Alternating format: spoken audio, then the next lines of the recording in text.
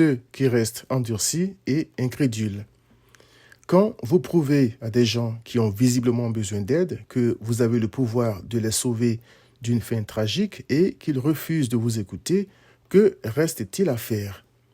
Ce que l'apôtre Paul a fait en Acte 19, quand des gens ont publiquement dénigré et rejeté Christ, illustre ce à quoi les endurcis et incrédules doivent s'attendre de la part du Seigneur au moment où ils s'y attendront le moins. Il est écrit: ensuite, c'est-à-dire après avoir imposé les mains à 12 croyants pour qu'ils reçoivent le Saint-Esprit, Acte 19, versets 5 à 7, Paul entra dans la synagogue où il parla librement. Pendant 3 mois, il discourut sur les choses qui concernent le royaume de Dieu, s'efforçant de persuader ceux qui l'écoutaient, c'est-à-dire de ce que Jésus est le Christ.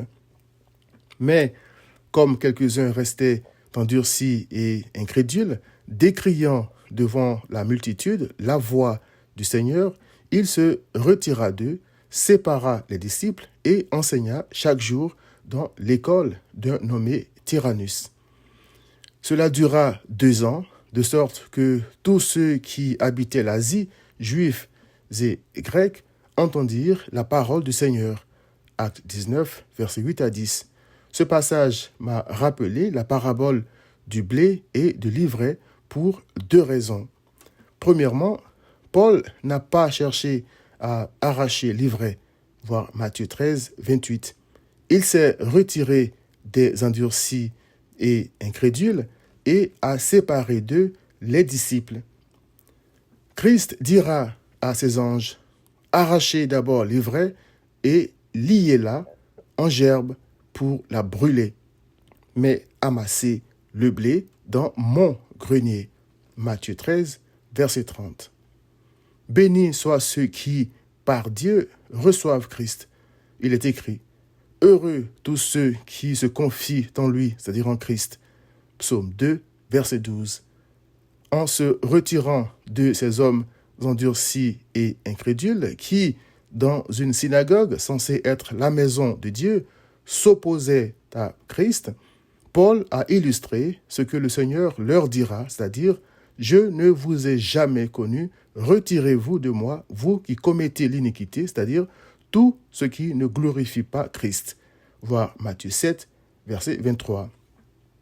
Deuxièmement, il est dit qu'ayant séparé les disciples de ceux qui sont restés endurcis et incrédules, Paul a chaque jour enseigné les disciples pendant 2 ans, voir Acte 19, verset 10.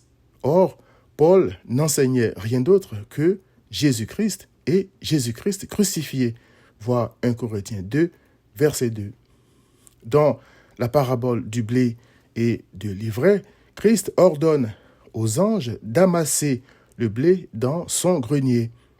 Le mot grenier m'a fait penser à la prospérité du Seigneur et au bonheur de ceux qui sont unis à lui. Voir Colossiens 2, verset 10. Pendant 2 ans, Paul a donné à ceux qui avaient reçu Christ un avant-goût de ce bonheur en les mettant, entre guillemets, à l'école de Tyrannus, qui signifie souverain.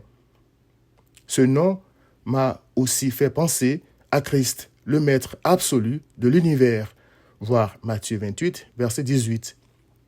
Paul les a donc nourris de Christ, le pain de vie, la vraie joie, la vraie paix, le bonheur éternel de l'âme du croyant. Viens à Christ.